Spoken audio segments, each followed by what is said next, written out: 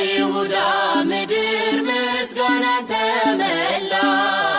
ንጉሥ መጥቷልና ከናዝሬት ገሊላ ታምሩን ትናገር ቤተልሔም ታውራ ዝማሬ ሲውጣት ተረስቶ ቆጠራ የምስጢር ግሩም ነው ከቶም አይነገር ማርያምን በልቧ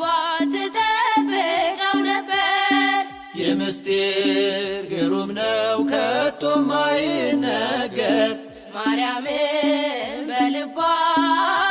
ትጠብቀው ነበር ድንግል ፈጣሪዋን ወለደችው በመጠቅለያም